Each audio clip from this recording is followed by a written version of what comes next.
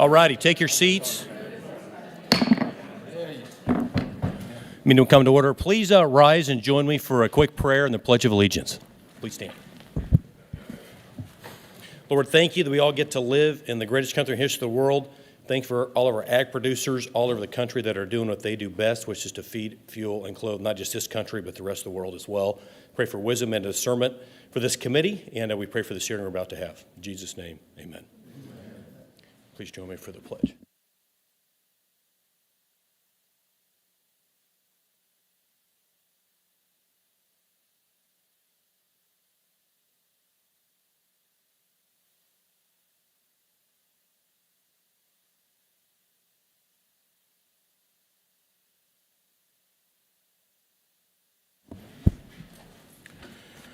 Welcome, and thank you for joining this morning's hearing entitled The State of the Livestock Industry, Producer Perspectives. After brief opening remarks, members will receive testimony from our witnesses today, and then the hearing will be open for questions.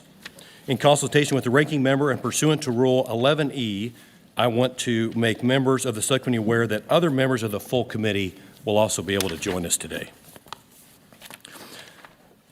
I recognize myself for an opening statement. It's an honor to chair this hearing of the House Agriculture Committee Subcommittee on Livestock, Dairy, and Poultry in the 119th Congress. As the fifth-generation Kansan, having grown up on my family farm, I rode pens and doctored thousands of sick cattle at our preconditioning feed yard. I understand the grit, tenacity, and courage that it takes to make a living in agriculture and the burden of responsibility for feeding the world that comes along with it. As we get started this morning, I want to recognize Scott Foote with Foote Cattle Company, who is in the audience with us, along with his daughter, Molly Foote. His family feeds cattle throughout the state of Kansas. He's my guest at tonight's State of the Union, and I appreciate him joining us this morning. Chairing this subcommittee for the second Congress in a row is a unique honor for me as I represent the Big First, where producers sell $10 billion worth of livestock, dairy, poultry, and products like beef, milk, and eggs every year. That does not happen in a vacuum. It takes the entire animal agriculture chain to make that happen, and we see it all in the Big First District of Kansas. From the producer to the feedlot and from the harvest facility to the distributor, every role is important in delivering protein to the market and to the consumer. During the 118th Congress, members of this committee traveled the country to visit with farmers, ranchers, and agriculture producers about the need for a 5-year farm bill that is long enough to provide certainty and short enough to respond to market changes. Chairman Thompson and I hosted more than 150 Kansans at a listening session in the middle of a wheat field near Gypsum, Kansas, and I suspect that many of the issues raised there will also be raised again today. I was pleased to see those issues directly addressed in the Farm, Food, and National Security Act of 2024, which passed on a bipartisan basis out of this committee last year. That legislation would have maintained American food independence, invested tax dollars where we would see a return on those dollars, protected crop insurance, promoted trade programs that helped Americans remain competitive and secure, conducted rigorous oversight of the executive branch, promoted animal health, invested in agricultural research at America's land-grant universities, and much more. As the chairman of this subcommittee on livestock, dairy, and poultry, I was proud of that legislation, and as a Kansan, I was proud too. I'm eager to hear from you all today about what's working, what should be considered, where additional investment may be required, and where the federal government needs to just get out of your way. As time has taught us, even if well-intended, more legislation and regulation is almost never the answer. The past 4 years under the Biden administration were a perfect example of what can happen when the government gets in the way.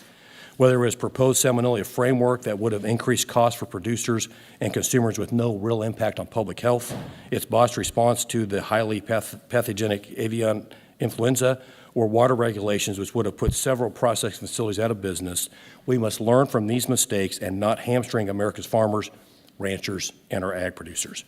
As we work to craft the next farm bill, we look forward to today's conversation to continue our working together in the 119th Congress. With that, I'd now like to welcome the distinguished ranking member, the gentleman from California, Mr. Acosta, for any opening remarks that he would like to give. Thank you very much, Chairman Mann, and members of our subcommittee for, I think, this important, timely hearing.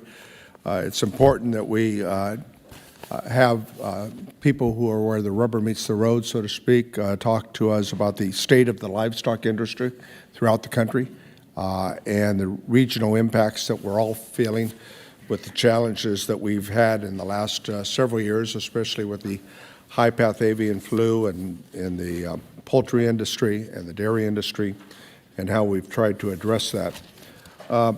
So it's important that we have that conversation here today. But let me also say that this follows on the backdrop of the President's announcement of tariffs pending with regards to Canada, Mexico, and Canada, Mexico, and China being implemented today. And for those of you who I've served with, I've had the privilege to serve with over the years, what I say is not new. I've never been a fan of tariffs, regardless if it's a Democratic or Republican administration. I just think that they're a tax on American consumers, they're a tax on producers, and everyone has leverage in that game. And by the way, I remember being a part of the effort to rebrand NAFTA 2, or the United States-Mexico-Canada Accord, which was at the time when I voted for it and supported and on a bipartisan fashion, heard that it was the greatest, best trade deal ever known to mankind. And my gosh, if that were the case, I'm wondering why, on that backdrop, we're putting tariffs on two of our biggest trading partners, Canada and Mexico. By the way, it's subject for review next year. They not only are our top trading partners, but I'm looking forward to hearing witnesses comment about their view, because our fragile food supply chain, as I have always said, as a third-generation farmer in California, started off in the dairy business, my family did, know how to milk cows and a few other things, are, I think, witnessed by the impact that we've seen that food, as I always say in every committee hearing, is a national security issue. It is. Majority of Americans, I don't necessarily think about it because they go to the grocery store and all the food in the world's there and their favorite fast food or restaurants. But it is a national security issue, an international security issue, as we've seen Russia weaponize grain in this Ukraine war after their attack. So today we're going to hear from producers on how fragile our food supply is. We cannot take it for granted. We had experiences, all of us did, during the COVID-19 pandemic that demonstrated how fragile our food supply system is and how emergencies like the pathogenic avian flu can impact industries across the nation, especially our poultry and dairy industries. As I reflect today, I'd be remiss not to mention the continued challenges from producers in my district as they have concern about terminations of critical civil service staff within the United States Department of Agriculture's Ag Research Service, Natural Resources Conservation Services, the Animal Plant and Health Inspection Services, APHID, and much more. This includes firings of people who were working on avian flu response, trying to help producers recover while dealing with preventing the next pandemic. This administration now is trying to figure out how to hire those workers back. I think that's evidence that even they know that it was misguided and poorly timed. This continues to be a grave concern of my district and constituents. Let me give you some other examples quickly, and I'll allow our witnesses to tell us what they want us to know. We've had delays in payments from the Emergency Livestock Program, helping producers impacted by the high-path avian flu. In California, only 1% of our dairies have received their payments in California. That's not right. Delays in payments for conservation services, leaving farmers in question as whether or not they want to move forward with key projects to help sustain themselves and equip programs and the like.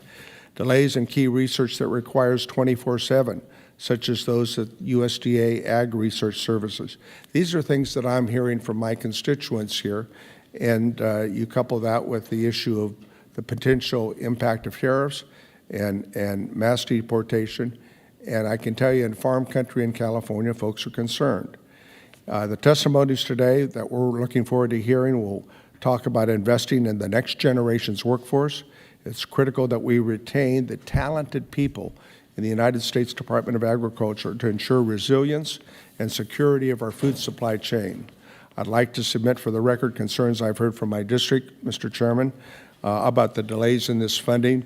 if that will be accepted. Without objection.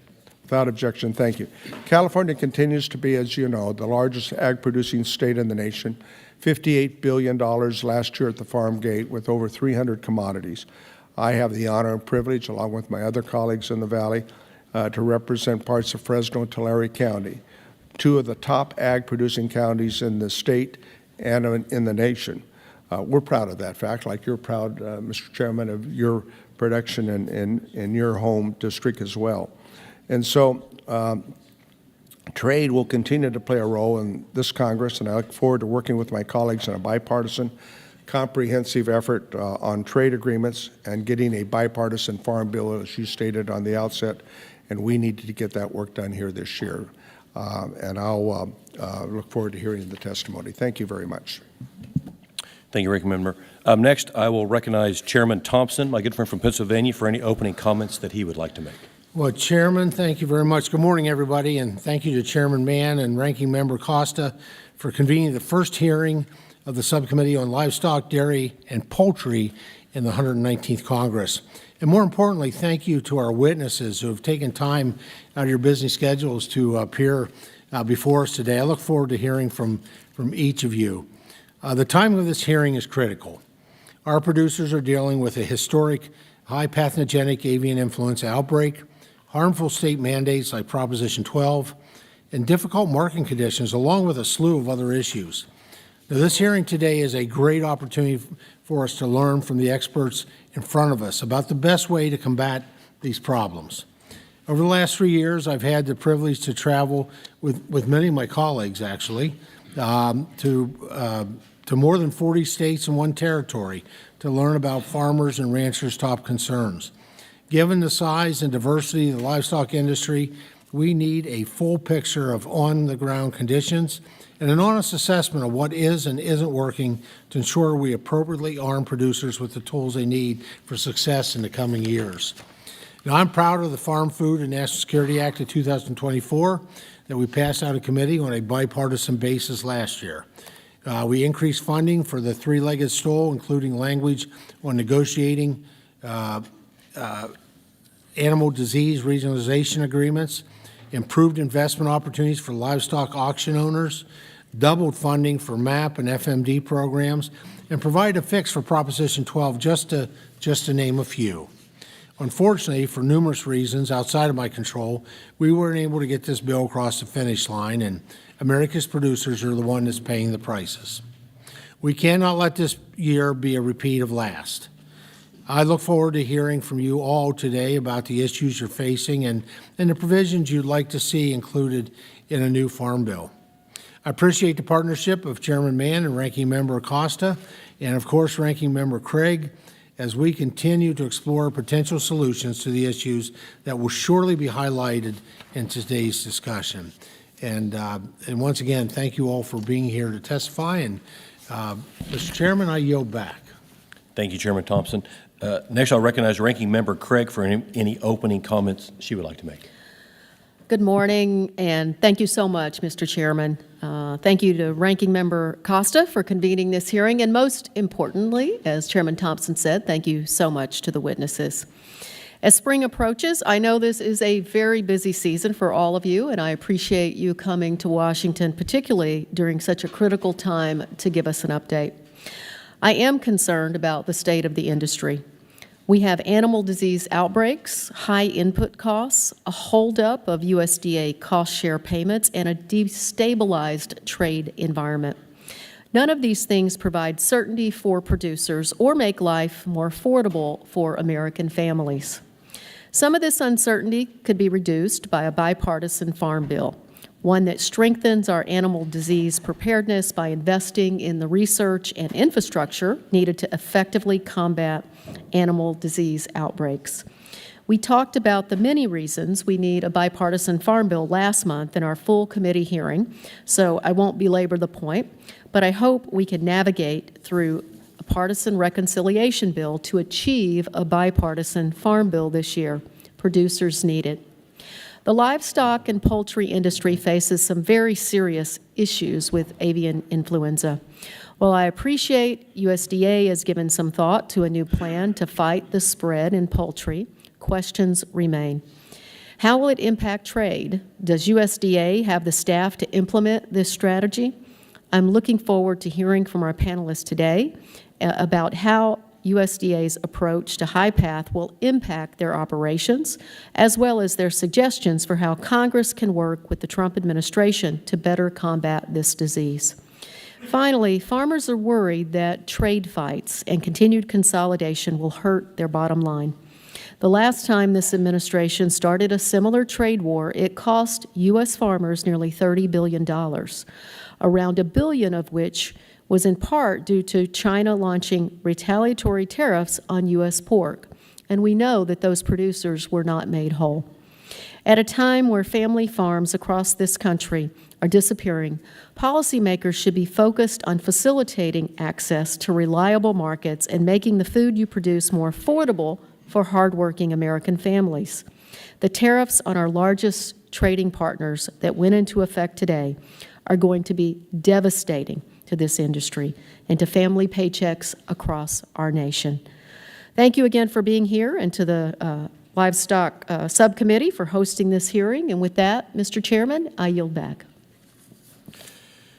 The chair would request that other members submit their opening statements for the record so the witnesses may begin their testimony to ensure that there's ample time for questions. To introduce our first witness today, I'm pleased to yield to the full committee's ranking member, Ms. Craig. Well, thank you so much, Mr. Chairman. It is indeed my honor to introduce my friend and my constituent, Mr. John Zimmerman, who comes from the top turkey producing state in the country. Let me just repeat that for my friends from Wisconsin. The top turkey producing state in the country, my state of Minnesota. He just finished a term as the chairman of the National Turkey Federation, and prior to that, he was the president of Minnesota Turkey Growers. Finally, he's a member of my Farmer Advisory Council back home in Minnesota. As a second-generation Minnesota turkey farmer, raising about 100,000 turkeys every year, John is a veteran of the industry. I look forward to hearing your testimony and continuing to work together. And with that, Mr. Chairman, I yield back and welcome Mr. Zimmerman. Thank you. Introduce our second witness today. I'm pleased to yield to our colleague, the gentleman from Minnesota, Mr. Finsett. Thank you, Mr. Chairman. Minnesota's first congressional district is a pork powerhouse district. We have some counties that has more pigs than people. And with that, it's an honor to introduce my friend, Lori Stevermer, who is the president of the National Pork Producers Council. Lori and her husband, Dale, raise pigs and crops near Easton, Minnesota, and have 3 adult children, Brett and his wife, Tressa, Adam, and Beth. Moreover, Lori is the customer success manager for Alltech's U.S. pork business, having spent her time in sales and marketing the animal nutrition business for over 30 years. Her previous experience includes 9 years on the executive board of the Minnesota Pork Producers Association, including 2 years as president and a member of various state and national committees. Lori represents the best of southern Minnesota and is a tremendous advocate for the swine industry at the local, state, and national levels.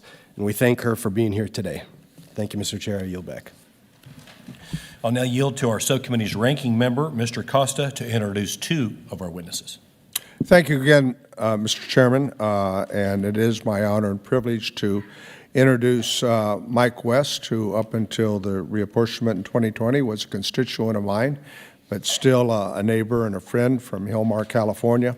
He's chairman of the United Egg Producers and president of J.S. West and Companies, Inc. Their headquarters is in Modesto, but they have been a large part of California's agricultural incredible diversity and productivity. It's family-owned business, over 100 years, as Mike will proudly tell you, that they've been a producer of eggs and other products, and they certainly know what you're doing. And he and I had a conversation a week ago or so about the challenges they've been facing with the avian flu, and he's got some very good information that he wants to share with us, so I'm looking forward to his testimony. And following that, I've also have the privilege to thank Walter Schweitzer for joining us as well. You're a third-generation Montana farmer, as I understand it, who raises registered black Angus cattle, hay and grain, and consults on the national agricultural trade. Currently serves as the Montana Farmers Union president, and we're very pleased that you're here to give us an idea of the challenges you're facing in Montana, and we look forward to your testimony. Thank you. I'll now yield to the gentleman from Indiana, Mr. Baird, to introduce our next witness. Thank you, Mr. Chairman, and I'm pleased to introduce a fellow Hoosier, Mr. Larry Hopkins, who currently serves as the Region 3 Director on the Executive Board of the American Sheep Industry Association, and that covers Indiana, Illinois, Michigan, Minnesota, Ohio, and Wisconsin. But most importantly, he's a graduate of Purdue University. In addition to his board seat, he is an ASI's chair of the Legislative Action Council. Larry and his family own and operate a purebred sheep and wool operation called Little Eagle Valley Farm in Westfield, Indiana. He is also a partner in the family dairy farm, which is managed by his brother. Larry has held multiple positions with the Indiana Sheep Association and Indiana Farm Bureau, and he received the Shepherd of the Year Award and served on the Indiana Sheep and Wool Council, which oversees the state checkoff program. So Larry, thank you for your dedication to the sheep industry, and we're excited to have you here today to testify. With that, Mr. Chairman, I yield back. Thank you. And last but certainly not least, Mr. Troy Sander, I get the pleasure of introducing, the past chairman of the Live Cattle Marketing Committee for the National Cattlemen's Beef Association. Troy also serves as the Chief Operating Officer for Heritage Beef, a cattle feeding operation based in southwest Kansas, and its affiliated feed yard, Neosho Valley Feeders, located in Parsons, Kansas, right in the heart of the Big First District. Troy has decades of experience in all aspects of the cattle feeding industry, including procurement, marketing strategies, financial and risk management, and regulatory oversight. Growing up, he worked alongside his father in Kansas feed yards and helped operate their custom farming and harvesting business. He has held several roles with NCBA and served in positions for the Chicago Mercantile Exchange, CFTC, and Kansas Livestock Association. Troy and his wife have been married for more than 30 years and are proud parents of 4 sons and 7 grandchildren. Troy, thank you for being here today to share your expertise. We look forward to hearing from you. Thank you to all of the witnesses for joining us today. We'll now proceed with your testimony. You'll each have 5 minutes. The timer in front of you will count down to 0, at which point your time has expired, and I'll make a subtle little tap with the gavel. So first up, Mr. Zimmerman, please begin when you are ready. Good morning, Chairman Mann, Ranking Member Costa, and members of the subcommittee. Thank you for the opportunity to share the turkey industry's perspective today. This morning, I'd like to highlight the animal disease portion of the written testimony I've submitted for the record. For more than a year, the turkey industry has been dealing with the negative impacts of highly pathogenic avian influenza, as well as another highly consequential respiratory virus, avian metapneumovirus, which has impacted between 60 and 80% of turkey flocks nationwide. In Minnesota alone, 127 cases of HPAI in commercial turkeys have led to the loss of more than 6.6 million birds. And while HPAI is 100% lethal to birds exposed to the virus long enough, AMPV is more subtle but equally impactful due to its ability to significantly reduce egg sets of breeder stocks that produce the next generation of turkeys and cause severe, prolonged mortality in commercial flocks. Together, these 2 respiratory viruses have exponentially increased volatility, supply shortages, and market uncertainty. This 1-2 punch has caused many farmers to quit raising turkeys, with many on the brink of shutting down. Banks are very concerned about farms' financial health, and some farmers struggle to obtain credit after losing 30 to 50% of their flocks to AMPV. HPAI is a terrible disease, but with AMPV there is no indemnity or assistance. So I would urge the committee to make AMPV an eligible disease under USDA's Livestock Indemnity Program. This would assist growers in mitigating economic loss and will go a long way to assist poultry producers who are being hit hard stay on their farms producing the most abundant food supply in the world. On a more positive note, the first imported AMPV modified live vaccine doses reached Minnesota farms earlier this month, with more on the way to assist farmers nationwide. I want to personally thank members of the subcommittee for leading the charge in supporting the importation of this much-needed modified live vaccine for AMPV. I'd also like to thank USDA for their efforts in getting this across the finish line. However, I think it's important to acknowledge the industry's incredible frustrations with USDA's review process of an imported modified live vaccine. I appreciate the importance of ensuring the safety of a vaccine and that the AMP vaccine was the first of its kind to ever be approved. However, when an entire industry is at significant risk, it should take a matter of months, not more than a year, for a widely used and well-established global vaccine to be imported and available for use. I would encourage the committee to use your experience in evaluating USDA's review process to ensure a faster, more efficient response to future animal disease outbreaks. Unfortunately, AMPV is only half the battle. Time is of the essence on HPAI. A national strategy targeting all potential hosts of H5 influenza is lacking, allowing the virus to spread. The global poultry industry is in crisis. So pursuing a successful vaccination program that doesn't negatively impact trade as part of a stamp-out strategy is the key to significantly reducing disease rates. NTF is appreciative and encouraged by the robust strategy announced last week by USDA to address HPAI for egg layers. These investments in biosecurity, farmer relief, vaccine research, and the considerations for trade outlined in the plan are important steps towards stabilizing the market. However, these methods must extend beyond egg-laying operations to encompass the broader poultry sector, including the turkey industry. HPAI has devastated turkey producers, leading to significant flock losses, supply disruptions, and increased costs that directly impact consumers. A comprehensive response must recognize the unique needs of all poultry sectors, ensuring that all efforts include turkey growers. NTF supports research on finding an effective vaccine for HPAI, improving vaccine and diagnostic technology, while creating a vaccination plan for commercial poultry. As vaccine technology advances, there's growing interest in using HPAI vaccine to prevent disease spread and reduce losses as part of a stamping out strategy.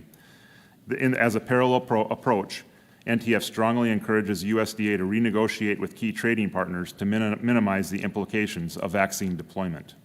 If the U.S. fails to lead globally on implementing animal health solutions capable of preventing disease and death in commercial poultry, we'll be at a significant business disadvantage. Empowering USDA to increase proactive engagement with trading partners and solidify a new framework to reduce disease outbreaks' impact on the global food supply is essential.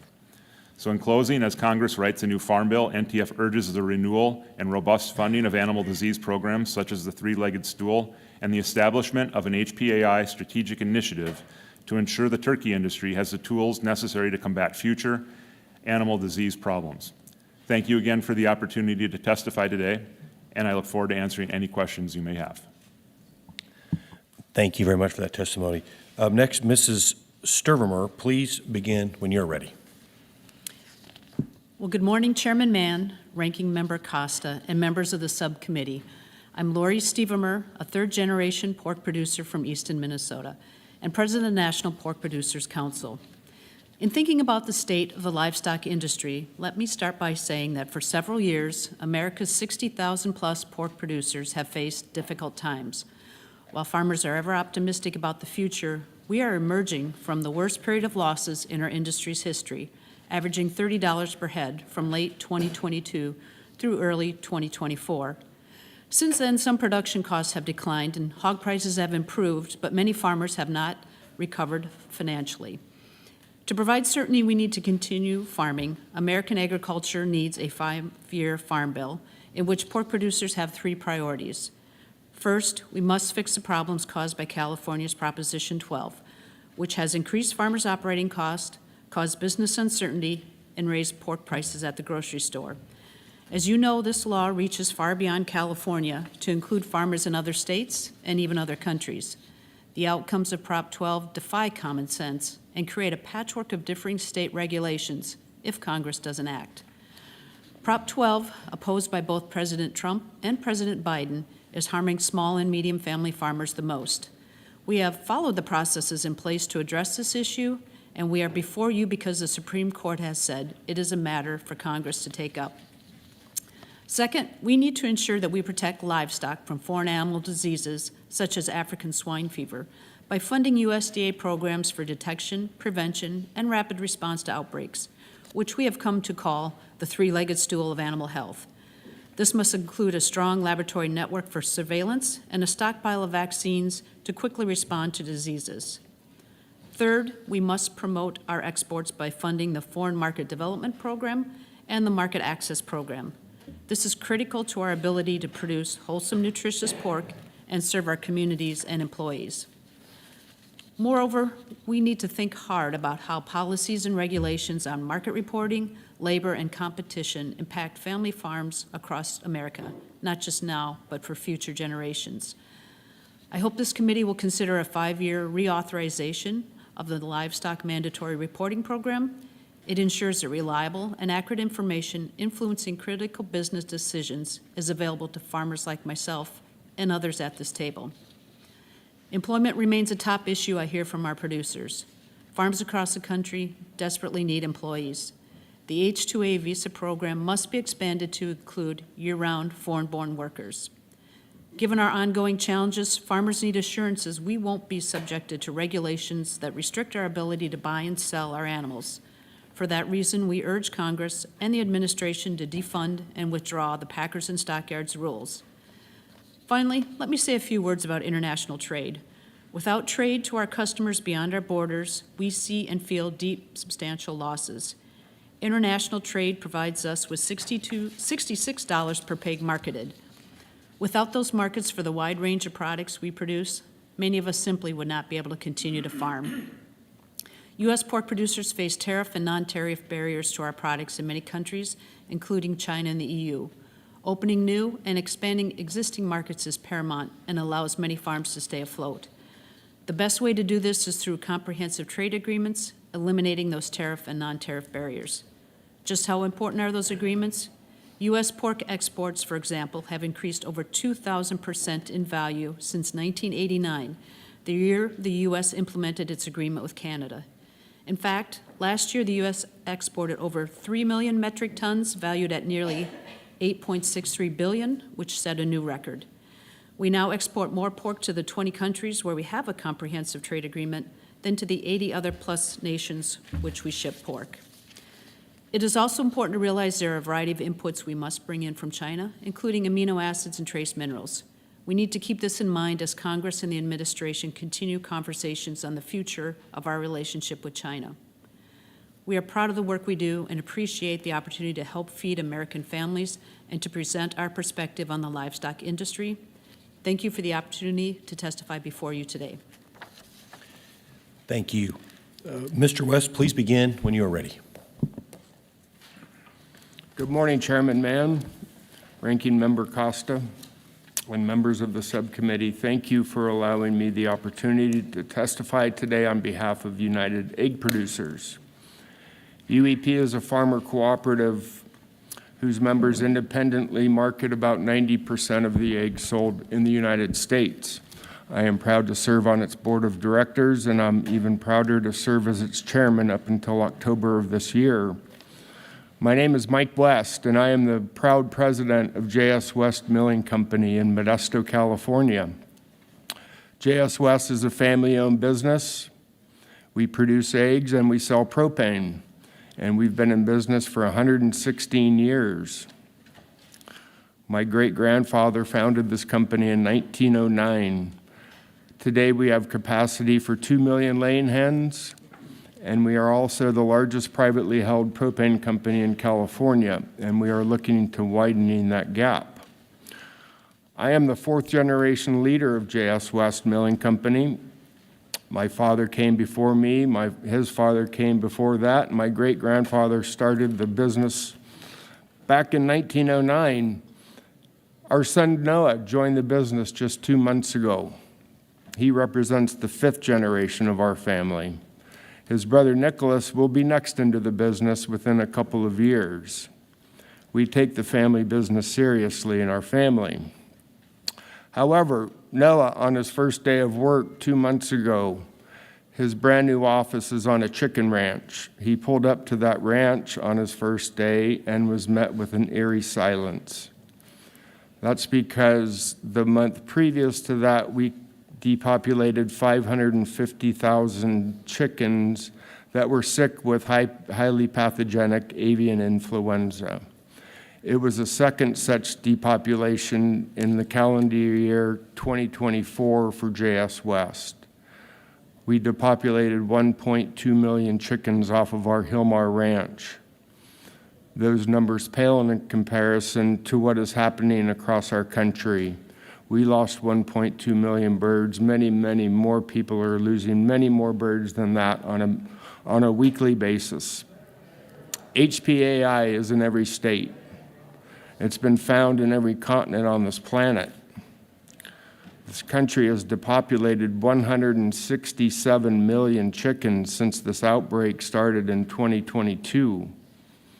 In 2025 alone, we've killed 30 million chickens, laying hen chickens, excuse me. If we do some quick math, that's 500,000 birds almost per day this year. Prior to 2022, we've been able to hold this virus at bay through biosecurity. The current outbreak is different, ladies and gentlemen. The virus is different, and it's affecting other members of the barnyard. And we call those folks neighbors back home, and we're all very, very worried about it. And it's been obvious for some time that we needed to take a different path. And the egg industry is very happy to have heard the announcement by President Trump and his administration, Secretary Rollins from USDA. We were very heartened to hear this announcement on Thursday of last week, to hear about a 5-pronged plan to eradicate HPAI. And I'd like to talk about a few of those points that were announced last week. We are pleased to see a very strong focus on vaccination. It's our position that between industry collaborating with the federal government and rolling our sleeves up and really talking and solving this problem, we can solve this problem and stamp out HPAI, excuse me. Mandatory funding for research must be done at every level. Our lab system in this country is understaffed, and this can slow down testing and it can speed up spread. We would like to see fully staffed APHIS members and ARS teams to assist producers on the ground during outbreaks. Our industry has created a working group. We've put together veterinarians, disease prevention experts, and retired government officials to come up with an industry plan, and we would love to share that plan, not just with this committee, but with every member and with USDA. And I know Proposition 2 and Proposition 12 have come up in this room this morning. I am a California egg producer, and I'm a very proud California egg producer, and we operate under different production standards in our state, and there's a handful of other states that do as well. Mr. Rice, your time is expiring. If you maybe make a few final comments, and then we can ask you some further questions. Okay, I would like to thank this committee for your time today. It has been the experience of a lifetime, and I will never forget it. Thank you very much for being here. Mr. Hopkins, please begin when you're ready. Chairman Mann, Ranking Member Costa, and members of the subcommittee, thank you for the opportunity to speak with you today. I serve on the executive board of the American Sheep Industry Association, and am here to represent the country's 100,000 lamb and wool producing farms and ranches. We view the bipartisan version of the Farm Bill passed by this committee last May very favorably. In fact, from our membership's perspective, it may be the best farm bill we've ever seen. ASI appreciates the last 2 extensions of the 2018 Farm Bill. However, in spite of the committee's best efforts, we are greatly concerned that the orphan programs were not included in the most recent extension. We ask that you include them in the next moving vehicle. The importance of those programs cannot be overstated. Ultimately, the reauthorization of the Farm Bill and the infrastructure it provides is paramount for the survival of our industry and our continued ability to provide the wool that clothes America's servicemen and women and the American lamb that feeds your constituents. A large share of the U.S. wool clip did not receive a bid for purchase in 2024, and we are now in the shearing season for this year's clip. The trade war with China in 2018 blew up our single largest market for American wool.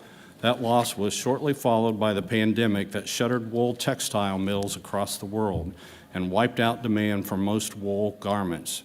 That demand has yet to return to full strength, and buyers continue taking advantage of the prices of our stockpile. Current marketing loan rates have not been updated in nearly 25 years. Therefore, your efforts to update the loan rate in last year's bill were greatly appreciated, and we strongly support that change being included in the current effort. For some producers, the program is their only wool marketing tool. Further, please consider us in any future support resulting from unfair trade practices of our competitors. We encourage continued support of USDA's FAS programs, which support the opening of new markets of our products. Reliance on China alone is risky, as they have more wool textile processing equipment than the balance of the world combined. This month's USDA inventory report revealed an increase in the nation's sheep herd, due largely to the rapid expansion of solar and fire prevention grazing. Yet producers are dealing with record high input prices and depressed markets. The lamb market at the wholesale level has been stagnant for the past year, and any uptick is quickly dampened by imported lamb from Australia and New Zealand, portions of which were up over 33% last year. These conditions highlight the volatility we struggle with, particularly given neither a futures market nor a hedge against market downturns exists for us. Last spring, USDA RMA issued a report evaluating risk management tools available to the industry, or lack thereof. The report acknowledged our need for a quality risk management tool, but ultimately did not provide recommendations. We therefore asked the committee to direct the Secretary to provide recommendation for a viable, specific sheep management tool. 1/3 of America's sheep herd is under the watch of an H-2A sheep herder. Overtime payments required by certain states and the mandated salary increase forced on sheep producers by the Department of Labor's use of the adverse effect wage rate methodology are literally driving ranchers out of business. Salary alone in California, the second largest sheep producing state, is nearly $58,000 annually per herder. This, combined with the mandate that we provide the herders with food, board, clothing, while also covering application and visa fees, has driven our costs to an untenable level. California has lost nearly 15% of sheep production over the last 2 years alone. Research by Wyoming wool growers shows that Wyoming, the third largest sheep producing state, is dealing with similar result. ASI appreciates the prompt reaction of the administration with great support from members of Congress to bring USDA Aphids Wildlife Services personnel back online last month. Millions of head of livestock are protected from coyotes and other predators via an agency that is uniquely important to us. ASI strongly supports USDA's minor drug use development programs. The cost of bringing a new animal drug to market is rising, and many pharmaceutical companies are not investing in such development. The lack of access to these products, which are used by our competitors, creates a disadvantage. While imported lamb may be treated with a foreign drug, that same product is often not approved for use here by the FDA. In summary, ASI thanks you for including our priorities last year and believes that the reauthorization of a similar farm bill is crucial to all of our members. Thank you all very much. Thank you. Mr. Schweitzer, please begin when you're ready. Thank you, Chairman Mann, Ranking Member Costa, for the invitation to testify today. My name is Walter Schweitzer, and I'm president of Montana Farmers Union. I'm a third-generation Montana farmer. All of my grandparents homesteaded in Montana. I raise registered black Angus cattle, hay, and grain. I am also an international ag consultant and have been involved in international trade. My testimony today will be mostly about two themes: competitive markets and reducing uncertainty. I believe we must build a more resilient food system, one that is more diverse than the one we have today, with additional local and regional production markets and infrastructure. During the pandemic, we saw how fragile our highly consolidated food system is. But it doesn't have to be that way. When I first started farming, we had several packing plants, flour mills, bakeries, and home-delivered milk in most of our major communities. Now almost all of these are gone. We had family-owned grocery stores in every small community that had Montana food on its shelves. Now, most of our food produced in Montana is shipped 1,000 miles away to be processed, packaged, and then shipped back to corporate-owned grocery stores. This is not a resilient food system, and our food security is at risk. We can start addressing these problems by focusing on one of the Montana's biggest businesses, the cattle industry. Prices are relatively high today, but market volatility and uncertainty will remain high without more oversight of competition laws. For beef, just 4 firms control more than 80% of the packing. Cattle ranchers are hesitant to reinvest in rebuilding their herds when they are at the mercy of 4 large multinational corporations. We must push back against these monopolies with strong enforcement of competition laws. For over a century, the Packers Stockyard Act has protected the ability of independent family farmers and ranchers to compete in a fair and open marketplace without fear of retaliation or discrimination. But those protections had eroded until the last few years. Recent updates to the Packard Stockyard Act strengthen protections for family livestock producers. Lawmakers should maintain those common sense farmer-focused actions. We should better equip the USDA to enforce these rules by passing the Meat and Poultry Special Investigator Act, which could dedicate more resources to fight monopolistic practices in the livestock markets. The cattle sector would be more competitive with the passage of the Cattle Price Discovery and Transparency Act to ensure a robust cash market for cattle. Passing and enforcing a strong agricultural right to repair law would save American farmers $4 billion per year in repair costs and $3 billion in crop loss due to downtime each year. Another way to address the lack of competition is by starting our own marketing channels. Montana Farmers Union worked with several direct-to-market producers to form meat processing cooperatives, the Montana Premium Processing Cooperative and the Glacier Processing Cooperative, that leveraged USDA grants and low-interest loans to build new plants. Ranchers in our co-ops now have additional markets, and consumers have more choices to purchase local food. We also need to make sure that consumers know what they're buying. Truthful and accurate labels are important to American producers and helpful for consumers. That's why Farmers Union supports the bipartisan American Beef Labeling Act, which requires mandatory country of origin labeling for beef. I urge you to reinstate COOL to make markets fair and more competitive for the American cattle producer. There are many livestock producers who are facing uncertainty due to early actions by the administration to pause federal grants and layoffs of tens of thousands of employees. Some Montana farmers and ranchers voluntarily enrolled in the USDA conservation and programs to improve their farm operation. Many farmers have been told that they're not being reimbursed. Even if the funds eventually come, the uncertainty is bad for long-term planning. I hope this subcommittee will keep a close eye on these cuts and how they affect farmers and ranchers. Finally, one of the best ways to reduce uncertainty in this livestock sector is to advance a strong farm bill that includes improved livestock disaster and insurance offerings. The farm bill is long overdue, and I urge you to push back against proposed agricultural, conservation, and nutrition cuts. I believe that investing in food security is national security and should be as much of a priority as investing in our military. Thank you for the opportunity to testify, and I look forward to answering your questions. Great. Thank you. Next, we'll hear from Mr. Sander. Please proceed when you're ready. Chairman Mann, Ranking Member Costa, and members of the subcommittee, thank you for the invitation to share a cattle producer's perspective on the state of the livestock industry. My name is Troy Sander. I am the Chief Operating Officer for Heritage Beef, a Kansas-based cattle feeding business, and the current president of the Kansas Livestock Association. I am also a proud member of the National Cattlemen's Beef Association, or NCBA, where I just concluded my time as chairman of the Live Cattle Marketing Committee. NCBA has been the trusted leader and definitive voice of the U.S. cattle industry since 1898.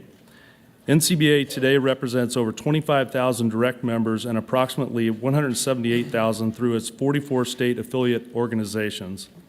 As the chair of one of NCBA's 7 policy committees, I have seen firsthand our century-old grassroots policymaking process at work. Every member has a voice in that process, and it is on behalf of these cattle-producing families that I testify before you today.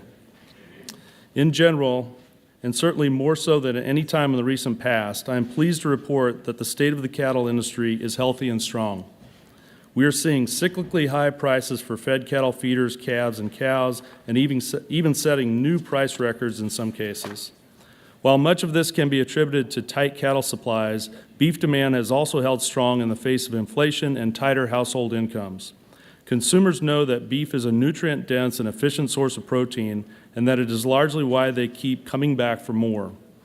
Not to mention it tastes pretty good, which we got to experience last night. While we maintain a positive outlook in our industry, we're also not immune to the challenges that face all of production agriculture. Input costs such as feed, fuel, labor, and even regulatory compliance represent the greatest threat to producer profitability. To put it into perspective, as prices have nearly doubled over the last 4 years, my margin is roughly the same. As Congress explores ways to support cattle producers, I would draw your attention to the following points. As I stated earlier, much of the support for these high prices is because of strong beef demand. One of the greatest tools ever designed to grow and maintain beef demand is the beef checkoff system.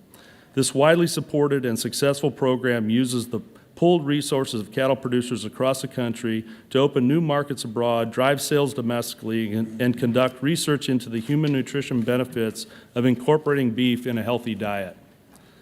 Cornell University estimates that those who pay into the beef checkoff see a roughly $13.41 return on every dollar invested. Despite this, the checkoff has come under fire from a small minority of dissatisfied producers whose voices have been amplified by the radical animal rights industrial complex. The simple fact is this: the beef checkoff works. It does so with rigorous oversight under producer direction and at zero cost to the taxpayer. NCBA urges lawmakers to reject any legislative or regulatory attempts to dismantle commodity checkoff programs.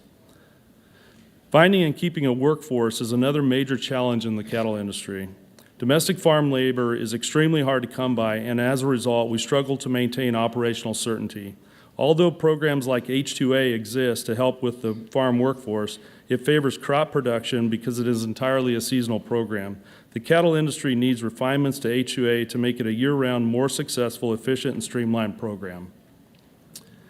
NCBA was pleased that the Biden administration withdrew its disastrous rule, deceptively titled Fair and Competitive Livestock and Poultry Markets. Government handouts and central planning is not the solution to market challenges.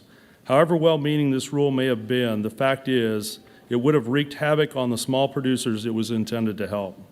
And this rule is not the only example of that. Whether it's the Endangered Species Act, National Environmental Policy Act, climate sideboards on conservation programs, or waters of the United States, NCBA urges Congress to rein in regulatory overreach everywhere it exists. There are many other important issues I simply do not have time to address, and I would ask that you please examine my written testimony. In closing, Mr. Chairman, cattle producers are tough and resilient people who tackle new challenges with determination and grit. NCBA is ready to work with this subcommittee, the administration, and anyone to ensure a bright future for the next generation of America's cattle producers. Thank you, Chairman Mann, and I will now stand for questions. Thank you all for your important testimony here this morning. At this time, members will be recognized for questions in order of seniority, alternating between the majority and minority members, and in order of arrival for those who joined after the hearing convened. They'll be recognized for 5 minutes each in order to allow all of us to get as many questions in as possible. To begin, I'll recognize myself for 5 minutes. Thank you all for being here this morning. First question will be for you, Mr. Sander. Can you speak to the growth in demand that you're seeing for the cattle industry, and what's the outlook overall for prices as you think about where the beef industry is today and where it's headed? You know, a lot of the high prices and record high prices that we are currently experiencing today go back to just simple supply and demand. We are at a we're at a point in the cattle cycle, which occurs about every 5 to 7 years, where we see herd reductions because it wasn't so great of an environment a few years back. And so as supplies go down, prices go up. But I also contribute, as I said in my testimony, a lot of our continued robust demand has to go to both the beef checkoff system and also robust export markets as well. Great, thank you. Next question for you, Mr. Zimmerman. In your written testimony, you stated that the Biden administration's proposed salmonella framework lacks a scientific basis and introduces a policy that is logistically unfeasible, financially burdensome for the industry, and is likely to increase food costs, waste, and threaten food security. Please expand on the flaws of the proposal and provide an overview of all the important work that the industry is already carrying out to reduce the risks associated with salmonella. Obviously, foodborne illness is a concern for our industry, and we take many steps and strides to mitigate the risk in our processing plants. But the proposed framework proposed by the administration has highly flawed and potentially illegal. Salmonella is inherent in poultry, and to declare it an adulterant is just not legally sound. We take many steps to address the situation and decrease the loads from farmers like me who regularly monitor for salmonella to processing plants who, have many steps to try to limit its spread. But to go so far as to declare it an adulterant is nearly impossible. Bacteria are everywhere. We'll do what we can do to limit the risk, but to go the as far as they have in this rule is just not legally or scientifically possible. Yep. I agree. Thank you. Next question for you, again, Mr. West and also Mr. Zimmerman. You both know all too well about the havoc that HIPATH has wreaked across the poultry industry. I was pleased to see President Trump and Secretary Rollins' announcement last week directing additional money to improve biosecurity, fund indemnity, and conduct research on vaccines and therapeutics. How do you both feel that last week's announcement, how do you feel about the announcement and the impact that it'll have on our poultry producers? Maybe we'll start with you, Mr. Zimmerman, and then let you conclude, Mr. West. As I outlined, we're very thankful for the attention this issue has been raised, and we're thankful for the plan that has been brought forward. But we want to be very clear that this plan needs to address the virus and not just one species. Turkeys are not just big chickens, and we have our own set of concerns. So any plan moving forward, we would hope that turkey farmers would also be included, and it would encompass the entire spectrum of other species that are also affected. Dairy cattle, we're seeing in cats, rodents, and other issues. So the plan needs to be a little bit more holistic and address the virus as a whole, but we're thankful for the initial steps. Okay. Further comments for you, Mr. West? I know you talked about some in your testimony, but feel free to expand. I would echo Mr. Zimmerman's comments. It gives us a clearer path for our future. A vaccine is another tool in our tool chest that we can use. I would like to describe the conditions on our farm where we've been hit twice with AI. Within 10 kilometers of our ranch, we have 40 dairies. We have about 10 million broiler chickens. We have about 4 million laying hens. And about 10 miles to the south of us, we have the largest nature preserve west of the Mississippi, I believe. So in our particular instance, we believe a vaccine would be very helpful and would ensure the health of those birds in that neighborhood. Great. Well, thank you all again for being here this morning and for your testimony. Next, I will recognize Ranking Member Costa for 5 minutes. Thank you very much, Mr. Chairman. I don't know, Mr. West, if you want to enhance your comments. You talked about your plan, and for the record, I'd like to submit the plan that you are implementing if there's no objection. No objection. Thank you. Do you want to expand any more on that, Mr. West? Well, are you referring to the working group that we've established in our industry? Correct.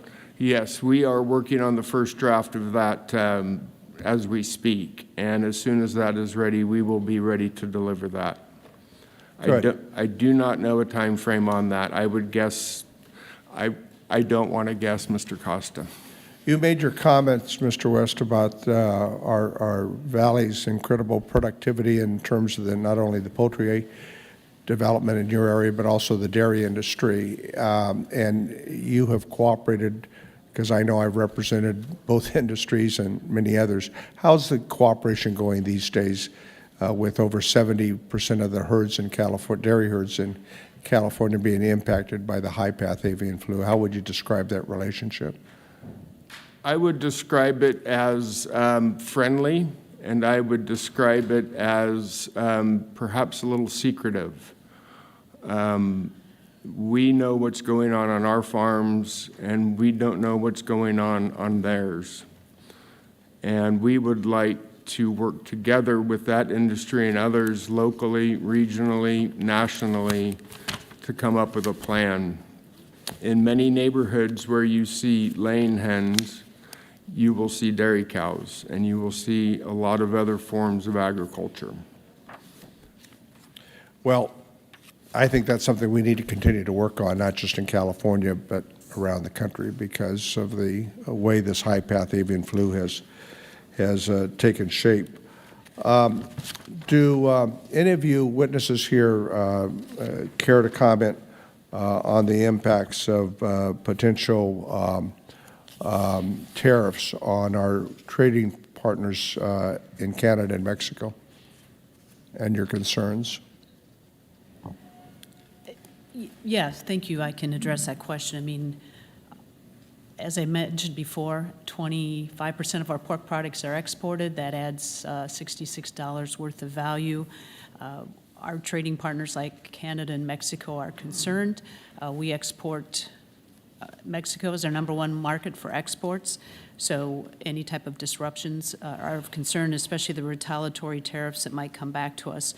I think it's also important to note that we, as an industry, get young weaned pigs from Canada that would be affected by those tariffs also, which would add cost to our producers. Those pigs are raised in states like Minnesota and Iowa. So we have a very integrated industry. We work well together, and certainly concerned with any type of disruptions and retaliatory tariffs that might come our way. And that's the thing. Each country has the ability to invoke retaliatory tariffs, so it's a two-way street. Anyone else care to comment? Yeah, you know, the U.S. is the largest beef exporter in the world. We're also one of the largest beef importers in the world. Tariffs hit us both ways on that. In Montana, we have a good working relationship with Canada. Most of our feeder calves go north to the border to be finished, fed out, and many of them come back to the United States to be processed. Most of our inputs for growing our feed come from Canada. So these tariffs would have a very adverse impact on the cattle ranchers of Montana. So you agree they're a tax on American consumers and American producers? Absolutely. Thank you. I've carried the funding legislation for Animal Health Laboratory, National Animal and Disease Preparedness, the Response Program, the National Animal Vaccine, and vet countermeasures, and I'm proud to continue to carry those appropriations. Mr. Zimmerman, would you agree that without these critical resources, our food supply would be even more at risk? I would wholeheartedly agree. The first step in combating a virus outbreak such as HPAI is surveillance. So we need to keep these folks on board and not have them terminated, correct? They were already short-staffed, so any further cuts to staff would be detrimental, yes. I agree. Biosecurity continues to be a main pillar, I think, in combating high-path avian flu, but we also have strong herd health here in the United States. Mr. Schweitzer, you mentioned in your testimony you could expand on why ear tags and other measuring of biosecurity are worthy investments. Quickly comment, I've run out of time. It's, you know, food security is a national security. We both agree. And herd health is national security. And it's definitely important, and our herd health is at risk without good traceability. It's a public good, and it should be, the cost of herd health should be borne by public, not the producers, not the feeders, not the packers. Thank you, Mr. Chairman. My time's expired.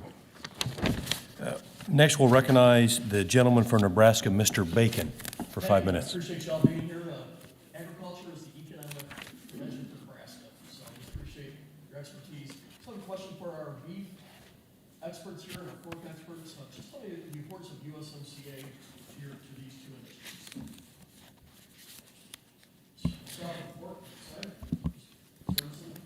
Yeah, thank you, Mr. Bacon. Love the last name there. Once again, trade is so important to our industry. I mean, when you look at the pork industry, trade helps provide that balance. We export more than we import, and so Mexico is our #1 export market. They love our pork down there. Canada's, I believe, #5. So both of them are important to us, and the work of USMCA has been good for all three of us countries, I should say, and certainly want to continue those type of relationships in the future too. How about for our beef side? Yeah, we are extremely glad for the export trade that we have. We value it at about $425 a head for every animal that we produce, is the value of exports to us. So we are excited about new markets and expanding current markets, and we fully understand that this is a very important part of our production system. Question for you both, a follow-up. I understand some retribution towards Mexico. They were blocking our corn and doing some other things. But as Canada, to my knowledge, they've lived up to the USMCA. So I'm trying to just get my arms around I'm not sure responding to Canada with tariffs is appropriate, but has Canada been living up to the USMCA agreement? And if anybody knows differently, please let me know. Well, I believe they have been living up to the agreement, but I think the agreement needs a few improvements. First and foremost, country of origin labeling. Secondly, they can dump their grains, wheat especially, into the U.S. market, but we are not allowed to export our wheat into the Canadian markets. This is clearly an important addition that needs to be made to the USMCA. That's a great input. Anybody else? Okay, go ahead. Well, I would just say that the trade and exports are complex. And, as I mentioned, we get weaned pigs from Canada into the U.S. in Iowa and Minnesota, and those are good, healthy pigs that are harvested in our plants. And so we have an integrated industry, and that's why we need to continue to find ways to work together. I realize it may not be perfect for all species, but for the pork industry, it has worked well for us. One of the big concerns I have, we were a net trade exporter 4 years ago. Not a huge trade surplus, but there was one. Now we have the biggest trade deficit in agriculture in our history, and I think it's part of the factors why we're nearing a recession in the agriculture sector. That's very concerning for me. A follow-up question to Mr. Sander and Mrs. Stevermer. There were recent federal cuts to the Meat Animal Research Center, otherwise known as the MARC in Nebraska, and a lot of these researchers lost their jobs. Can you explain the importance of our nation's research efforts to agriculture? We'll start with you, ma'am. Well, I would say all of us in agriculture, especially those of us that graduated from land-grant universities, want to continue to see that research happen there. I mean, that information that research uncovers helps drive our industry, it helps drive the innovation, and it's important work. It fuels the next maybe vaccine, animal health program, and so need to continue to have that support in those areas, yes, so that our industry can continue to be vibrant, can continue to face the challenges that we have, and continue to be a leader in the world. Yes, sir. Yes, our ability to prevent and respond to a foreign disease outbreak is paramount, and it would be devastating for our industry, and so we support funding to continue that initiative. We were very glad to see the Trump administration rehire federal employees that are important to protecting the U.S. cattle herd, including research from APHIS and employees from the USFS. As someone who worked hard to get the FMD vaccine bank funded back in 2017, I appreciate the great work our researchers do. And I think with 4 seconds left, I'm going to yield it all back to you. Very generous, Mr. Bacon. Thank you. I now recognize the gentlewoman from Connecticut, Mrs. Hayes, for 5 minutes. Thank you. And thank you to our witnesses for being here today. Last month, the President issued an executive order instructing agencies to plan for large-scale reductions in force and fired thousands of probationary employees. To your point, the rehiring of those employees would not have had to take place if they weren't fired without cause to begin with. Loan officers at the Farm Service Agency who help farmers secure financial investments to run or expand their operations were fired. These firings also impacted the Economic Research Service at USDA, which produces reports and data on the farm economy. In the middle of an outbreak of bird flu, which has led to the death of over 165 million birds, President Trump and Elon Musk fired a quarter of the staff at the National Animal Health Laboratory Network programs and hundreds of employees at the Animal and Plant Health Inspection Services, which have been responding to the spread of the disease. The Trump administration is now struggling to rehire these important employees as bird flu spreads from poultry flocks to dairy herds in 17 states and has tragically resulted in at least one human death. Mr. West, in your testimony, you indicated that current egg shortages and high egg prices are directly linked to the outbreak of bird flu. You also mentioned that the federal hiring freezes left 26 new hires at the National Poultry Research Center unsure of whether they were supposed to start their jobs. Can you elaborate more on the impact of those large-scale firings and hiring freezes, the impact that they have on the ability of egg producers to respond to the bird flu? And additionally, what resources do farmers need to respond and recover from this outbreak and provide stability to the egg market? I would like to talk about research first. During our outbreaks, we had full USDA staff on our farms. We did not have anybody that was short labor on our farm during our outbreaks. When I talked about labor shortages, I talked about techs in labs doing samples for avian influenza or coryza or whatever other poultry disease they might be looking for. I did not see any labor shortages on the farm. But aren't those techs equally as important as the people who are actually on the farm in order to combat an outbreak of bird flu? That is exactly right. And I believe that those positions were left untouched, if I'm not mistaken. And I'm going off of memory here, ma'am, so I might be wrong.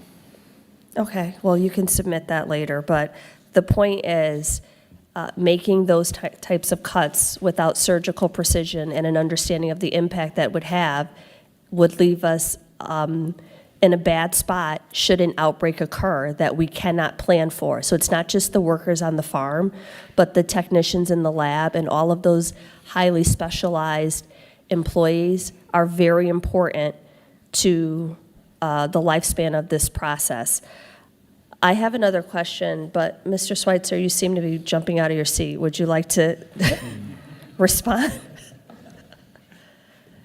You know, the cuts have had an impact in Montana, no doubt about it, both in predator control for our sheep industry and for health of our livestock and for programs for the U.S., for the Montana farmers and ranchers. Right now, many farmers are going in to get their operating loans renewed. Mm-hmm. And the bankers are dismissing any support from the U.S. government. If you take that out of our bottom line, we're not going to get our loans renewed. Yes, thank you. I can tell you that it's also had an effect in Connecticut. I was approached at a parade by a father who wanted to tell me the story of his daughter, who was a shellfish expert, Marine veteran, highly recruited by the USDA, and happened to be a probationary employee in that role, although she had served 25 years in other agencies and departments in a highly specialized field as a shellfish expert. I'll submit my other questions for the record. With that, I yield back. The chair recognizes the gentleman from Indiana, Mr. Baird, for 5 minutes. Thank you, Mr. Chairman and ranking members. So I'm going to start, Mr. Hopkins. As you know, all orphan programs were left unfunded at the end of the last Congress. Can you speak to the importance of the orphan programs such as the sheep production and marketing grants and the need for continued funding? Thank you, Congressman. Yes, the orphan programs are critical to the sheep industry. The programs, as I understand it, in the past have been too small for CBO to score those in the baseline, and as a result of that, they always have to be listed in the Farm Bill as separate programs, which creates a lot of problems, especially when there's a CR that has to be done. Last year in the Farm Bill that this committee released in May, you combined many of those orphan programs into I believe it was a fiber trust fund to make sure that they would be in the baseline, and we are greatly pleased that you were able to do that, and if you can continue to do that in the new Farm Bill, I think we would be very satisfied that that problem that's been with us for a while would get resolved. Thank you. Thank you. Do any of the other witnesses have any thoughts in this arena?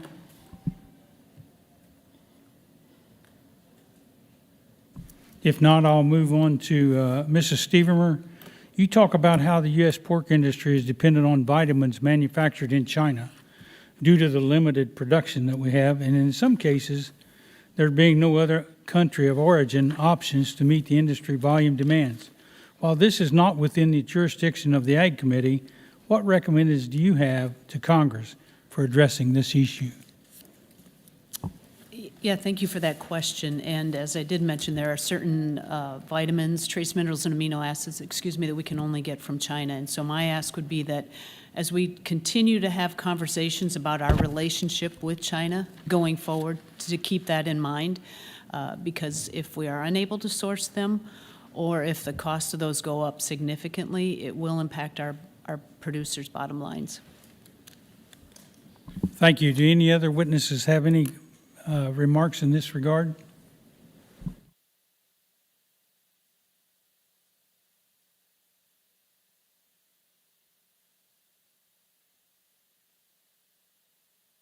So I'm going to move on to another area.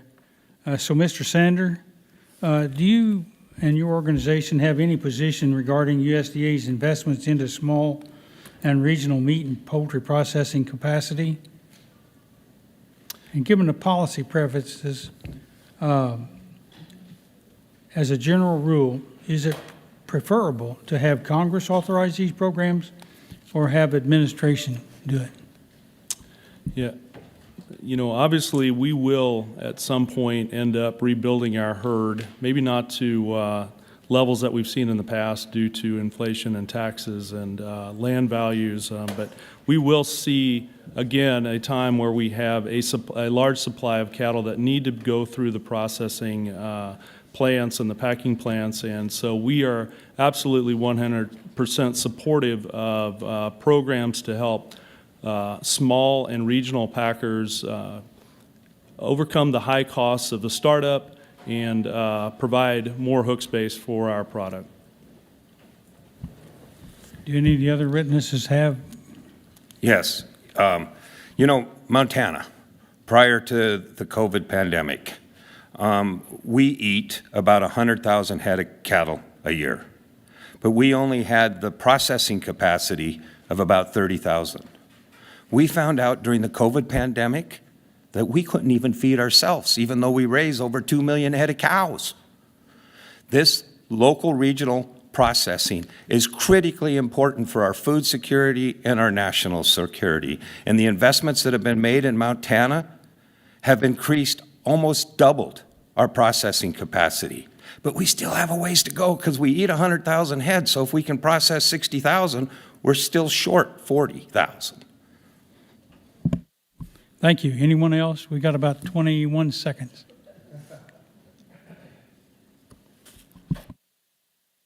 If not, I yield back. Thank you. The gentleman yields. I now recognize the gentleman from Iowa, Mr. Feenstra, for 5 minutes. Thank you, Mr. Chair. Thank you for having this committee meeting. I want to thank our witnesses. I read your testimonies, and they're very impressive. You know, we got some exciting times in the U.S. and what's happening in the commodity markets and things like that, but we also have some concerns. I am from Northwest or Western Iowa, where we have some of the largest livestock production in the country, livestock, turkey, egg laying, you name it, we lead in these industries, pork and so forth. But the great problem that we're having and the worry that we're having is foreign animal disease and obviously high-path avian influenza. Obviously, it's killed over 140 million birds already. It's catastrophic, and we're seeing it getting into cattle. We're seeing it get into mice and rats and cats and dogs. I significantly worry about hogs, which I want to talk about a little bit. But I'm excited that the Secretary Rollins came out with a robust strategy last week, and this was after a letter that I helped lead with others concerning the development from the USDA and what can be done. Obviously, the investment has to be in biosecurity, farm relief, vaccine research, and other considerations. So I want to talk to Mr. Zimmerman and Mr. West. Obviously, Mr. Zimmerman, National Turkey Federation, thanks for being here. I think the world of your organization and what you do. I have one of your producers here is going to go with me tonight to hear the State of the Union. And then Mr. West, United Egg Council, thanks for being here. Obviously, I have one of the largest egg producers in the country. 14% of the eggs come from one of my owners, and it's great to have you here. So between you two, what areas of research should be our priority that we can best implement and move forward on this strategy of trying to find a solution to high-path aviation influenza? Mr. Zimmerman, what is your thoughts on this? We've come a long way since 2014 when this virus first emerged in the Midwest, and we've come a long way with our biosecurity. There's still room for improvement, and any research there is obviously helpful, but we need to do more than just biosecurity. So as we look towards a vaccination program, we need to research how that could be rolled out, because obviously we're not going to be able to jab every bird out there. It's just not possible.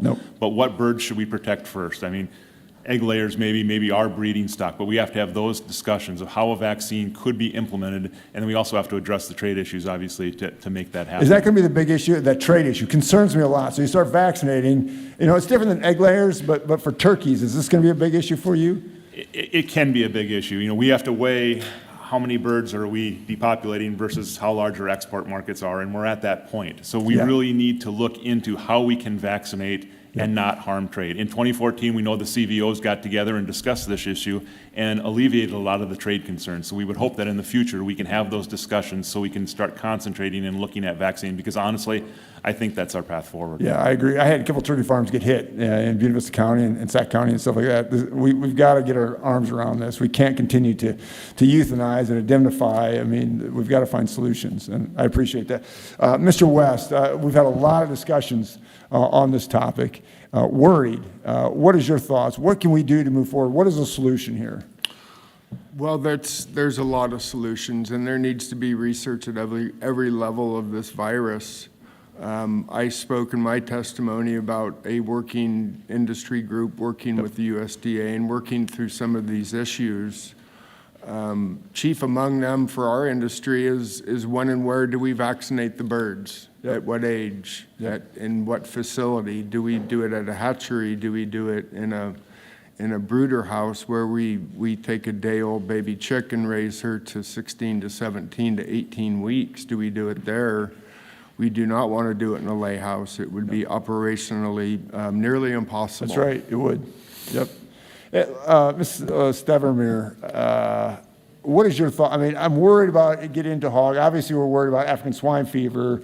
But where do you see this moving forward, and how can we all work together and find a solution here?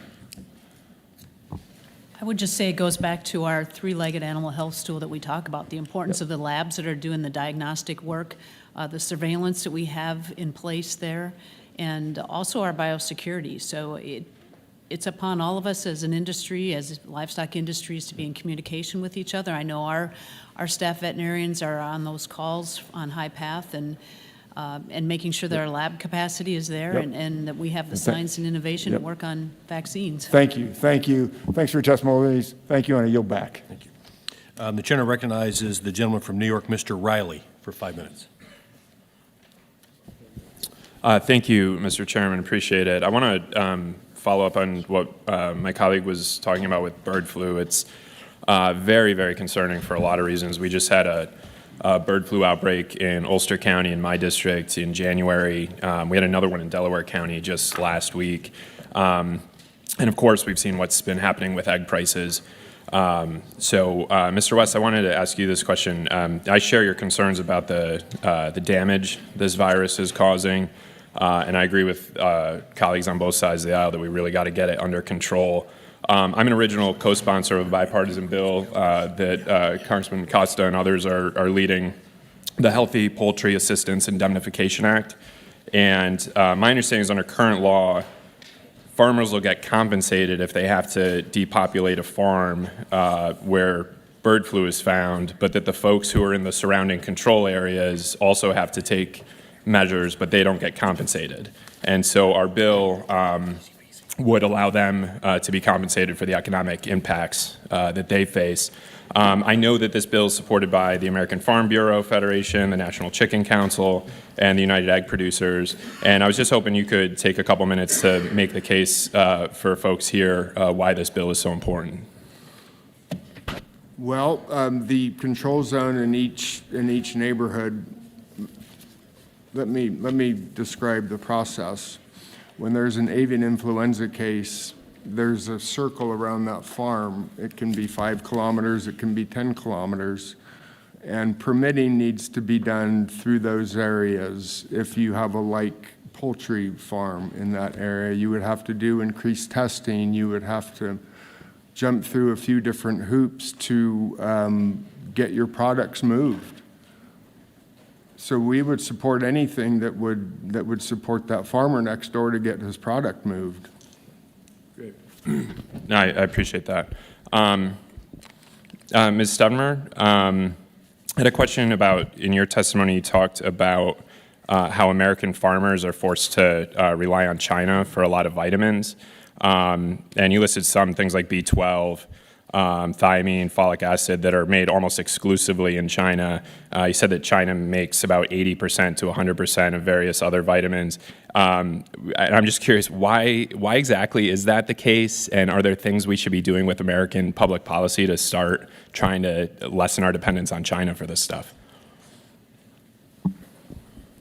I would say that process happened through time as the economic and environmental pressures were here in the U.S. on those particular manufacturing plants. They went elsewhere into China. And so I don't have a specific answer. If there were any plants that were going to be built, it's going to take time to get those built and permitting for that to happen. So I think in the meantime, once again, keeping in mind that they come from China, many of those trace minerals and amino acids, and continue to have that thought in mind when we have conversations on a relationship with China. Yeah.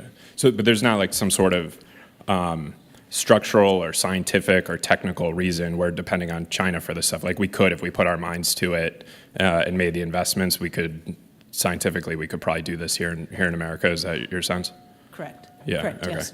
Yeah. It just seems like, I mean, this is the thing across so much of the country, and certainly in my district in upstate New York, where we have been, the economy has just been hollowed out because we've ceded ground to China and other competitors around the world. We used to make stuff in America, and something as simple, maybe, I guess I shouldn't say as simple, I'm sure making vitamins is probably very complex scientifically, but when you're telling me that 100% of these vitamins that our farmers need, we're depending on China for that makes absolutely no sense to me, and so maybe we could look into ways to start making stuff in America again. I'll yield back the balance of my time, Mr. Chairman. Thank you. I now recognize the gentlewoman from Indiana. Mrs. Miller? Illinois. Oh, Illinois. We're neighbors. Thank you all for being here. I really appreciate hearing from producers.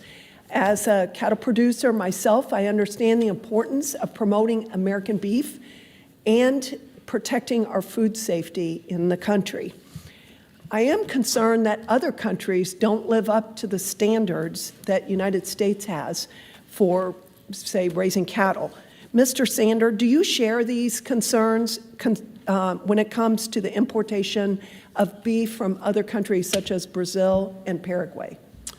You know, we do spend a lot of our time talking about the value of exports to our business, and probably need to also spend as much time about talking about imports. And as you mentioned, Brazil and Paraguay enjoy beef access to the U.S. market, but this needs to be immediately ceased, in our opinion, because they have proven they are either unable or unwilling to adhere to global animal health and food safety standards that we are held to here in the U.S.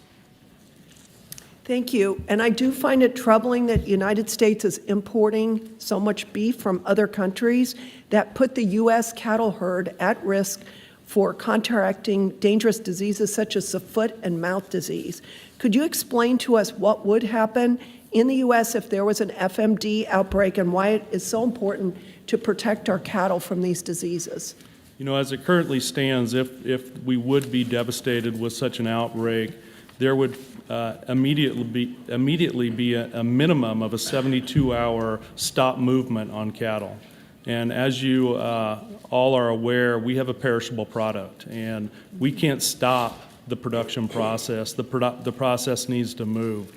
And so among other costly, devastating effects, that would be the one, obviously, that would happen quickly. And we just can't stand to have that type of a disease enter our shores. Lastly, the USDA January cattle inventory report showed us that the cattle inventory in the U.S. has been at its lowest since 1995. What can Congress do to support cattle producers to get that number back up and for us to have a thriving beef market? So, you know, at the end of the day, in the cattle business, we are margin managers. And there's, you know, 3 ways that you can help protect your margins, and that is pay less for your input costs, produce your product more efficiently, or sell it for more. And keeping burdensome costs and burdensome government overreach in check, and helping us to reduce our costs in the production process is absolutely what we need to help us stay profitable and manage our margins. Yes, and we know that inflation is driven by out-of-control government spending and energy costs, so we're going to ramp that back. I absolutely agree. Now, Mrs. Stevermer, you mentioned that the pork industry is suffering from a shortage of labor across sectors. What changes to the H-2A program would you believe would make the most difference? For us, making the H-2A program year-round, having those be year-round foreign-born workers would be key. Our pigs don't just grow for 9 months. We need workers 12 months of the year, so that year-round access to those H-2A workers would be key. Thank you, and I yield back. Thank you. I now recognize the gentleman from North Carolina. Thank you so much. I'd like to thank in particular Chairman Mann and Ranking Member Costa for organizing this important subcommittee hearing today. The topic is very important for Eastern North Carolina. Livestock sales are 49% of agriculture sales in North Carolina's 1st District, over 23 million in livestock inventory. The financial situation of our producers is top of my mind every day. In Eastern North Carolina, our top industry is agriculture, to be clear. The jobs tied to the agriculture industry directly support, and we know this, our local grocery store, the local banks, the local tractor store, and many, many others. Over the course of this last weekend, I was fortunate enough to be able to go out to Near Rooka Natural Farm. It's a 7th-generation family-owned, operated farm, and we did a ribbon cutting. And I'm saying this to say I believe strongly that we need to do everything possible to keep our farmers and producers in business and in good financial standing so that they can continue to feed and clothe the American people. We talked about animal health. today over the course of this hearing. It remains in the news, so I'm going to come back to the topic. HPAI, the outbreak, the bird flu epidemic continues to be top of mind. That raises the fear for producers back home that others could spread and that they could jump from one livestock to another. Staffing shortages, as we've also alluded to, these are not easing fears. I want to specifically narrow down my question here, Mr. Zimmerman. USDA Secretary Rollins recently announced USDA's HPAI strategy, and turkey seems to not be included. And I would like to know, how has the turkey industry been affected, and what would inclusion mean? Well, thank you. We hope it was just an oversight. Obviously, the price of eggs is in the spotlight now, so we hope that turkey will be included in the future. Turkeys are a more long-lived bird, and so they have more time to be exposed to the virus. So our industry as a whole, on a percentage, and nothing to denigrate the damage to the egg industry, but we've been hit really hard, and we were some of the first to be hit in the previous outbreak in 2014 and 2015. So we just want it to be included, and I think the major point is that we need to treat this as a virus, not as a specific species. This is in dairy cattle, it's in cats, it's in mice, it's in chickens, it's in ducks, and so that any solution to this virus needs to be holistic in approach and include all of us, so we can all, be rid of this terrible virus. Thank you so much. I'm going to see how we can do with the last 2 minutes of my time here. I would love to hear from all of the witnesses, if you can just keep it like to a sentence, a one-liner that could capture what concerns, if any, do you have about the impact of a potential retaliatory tariffs? Whichever way you want to start. I'll start. We import a lot of our baby turkeys and our eggs from Canada. So obviously imports rising, and then Mexico is our largest trading partner. Obviously that's a great concern that we, in a time where we're in a very stressful time, we can't afford to lose those exports and have our import prices increase. I would say our farmers are very concerned with the retaliatory tariff. We went through a longest period of unprofitability, lost average of $30 a head. We're starting to make a little bit of money now. Any type of retaliatory tariff that disrupts that market affects our profitability, and that's concerning. Very negligible amount of product moves across our borders. We don't import or export many eggs at all, so this will have little impact on the egg industry. The commodity prices that are so low this year and last is in large part due to the last trade war. Our largest customers were impacted during that trade war, and they looked for alternative markets. And in 2024, we had an average crop, but we lost our average market. And so our commodity prices tanked because of this. It does have an impact, and it has a long-range impact because our customers have built ports, rail, and other distribution networks to purchase their products from our competitors. We obviously are aware of the tariffs, and as this administration works to negotiate equitable trade agreements, we would hope that they also look at possible other export opportunities for our product as well. Well, thank you for getting through that line of questioning. 17 seconds over. Y'all are just as good as members of Congress. I yield back. Thank you. Now recognize the gentleman from Minnesota for 5 minutes. Thank you, Mr. Chairman, and I'd also like to thank Chairman Mann for holding this important hearing today, and thank you to the witnesses for taking time to be here with us. Southern Minnesota is a top region for livestock production, and as I stated earlier, we are a pork powerhouse, and we're very proud of that. It's an honor to represent the hardworking men and women who put high-quality, nutritious protein on our tables. With that being said, Ms. Stevermer, Prop 12, it's wreaked havoc on the marketplace, and it's hurt small and medium-sized producers. The fallout will only lead to increased consolidation as the largest producers are better equipped to conform to its arbitrary and unscientific requirements. In simple terms, can you explain to the committee why it's completely backwards to think Prop 12 is anything but detrimental to production agriculture? Well, first of all, I want to thank Chairman Thompson for his work on language with Prop 12. What makes it somewhat chaotic and backwards is the fact that while I am fine with states regulating production practices within their own state, it does not make sense for states to regulate production practices in other states. And the fear that our producers have is that patchwork of regulations. And it doesn't matter what size you are, small or medium, you feel that effect. And it's hard to make business decisions. And the chaos that it's causing is concerning. I would say also, I have farms and producers that come up to me and say, I don't know if the next generation wants to come farm, because look at this chaos. If one state can tell another state what to do, and down the road, maybe that happens again, and we've got multiple states and multiple regulations, how do I deal with that? Why would I want to deal with that? Why do I want to come back and farm? And I think that's very disappointing for people that produce wholesome, nutritious protein.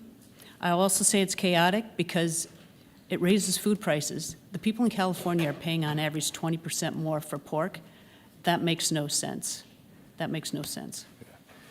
Thank you for that. And in a follow-up to that, so in the Farm, Food, and National Security Act of 2024 that we passed in a bipartisan manner through the Ag Committee, we had a fix included for Prop 12, and you alluded to it, but do you support that fix in the language in that bill? We do support that, yes. All right, thank you for that. Maybe one last thought, and Mr. Riley from New York brought this up, and I think it's a very, very good point. You know, we have all our eggs in one basket when it comes to some inputs on the pork production side, and quite frankly, livestock production in general. But if you look at the amino acids, the vitamins, the minerals, it is scary to think that we all agree and say food security is national security, but yet we don't have a domestic fix to diversify our inputs. And so if we were to, from a congressional bipartisan standpoint, work on ways to reignite domestic production of amino acids, vitamins, things that are so critical to our food and national security, would the pork industry be supportive of that? I would say we would. I mean, it's, as you said, having all our eggs in one basket is not ideal, and working through any regulatory and environmental conditions that might be out there, I think is important to making sure that we can build that industry back again. Yeah, so to that point, I mean, these are self-inflicted wounds that we've put on ourselves, right? So we have regulated ourselves out of the marketplace to the point where our only conclusion is our customer or the deal is to be made with China. And so I think it's high time that we, again, in a bipartisan manner, work together to figure out how we can bring some of this production back to the United States. Mr. Zimmerman, I think of you often. You're a second-generation farmer, and most of your adult life you have lived as a farmer through very tough times. And so you look at the perfect storm we have going on now with high-path avian influenza and AMPV. How have these diseases separately impacted the economic livelihoods of Minnesota turkey growers, and what advice would you provide members of Congress and the USDA, and how can we best combat these impacts simultaneously? Yeah, as I said in my oral testimony, this has been a 1-2 punch to our farmers. I'm seeing the next generation of turkey farmers just throw up their hands. They can deal with one thing. HPI has been great because there's been indemnity. With AMPV, there has been no indemnity. So including AMPV in the livestock indemnity program would go a long way to provide some assurances to the next generation that there is some support there when they have these, these type of viral outbreaks. But more importantly, let's find a solution. We've been dealing with HPI since 2014. It's time to move on. We've spent the money on biosecurity. We need to look at vaccination. We need to get the trade issues straightened out, and we need to work towards a long-term solution because we cannot survive. We will not have a poultry and egg industry in this country if we have to continue to live with the HPAI. Well, I've seen your kids and the way they love farming, and we owe it to them to get this right, to give them hope so they can be the third generation to take over your farm. So with that, I yield back. Thank you. I now recognize the gentleman from California for 5 minutes. Thank you, Chairman Mann, Ranking Member Costa. Appreciate you calling today's hearings, and thank you to our witnesses. Certainly been an informative discussion. Special welcome to my good friend and constituent, Mr. West. Nice to see you on the other side of the country here and see your friendly face. Thank you. Yeah, I represent one of the largest dairy and poultry districts in the country, and certainly share a lot of the concerns that have been raised here today.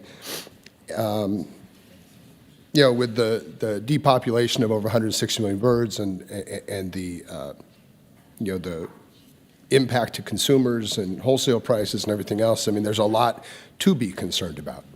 And frankly, some of the chaotic activity that I've experienced since my arrival here in Congress 2 months ago hasn't always reassured me that we're doing what we need to do.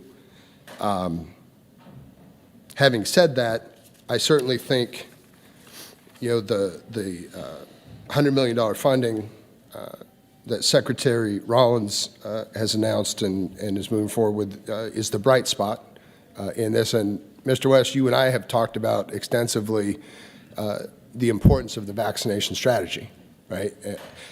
I'm hoping, well, I'm just curious if you could lay out for us what you think, you know, how those funds can best be utilized, and, you know, what we can do as members of this committee and members of Congress to best utilize, you know, our time to support those efforts and make sure that that we do have an effective, you know, response strategy. Because, like I said, certainly a lot to be concerned about. So, if you could walk me through, you know, your thoughts on the best use of those funds and how we can best support that. Absolutely. Thank you for the question.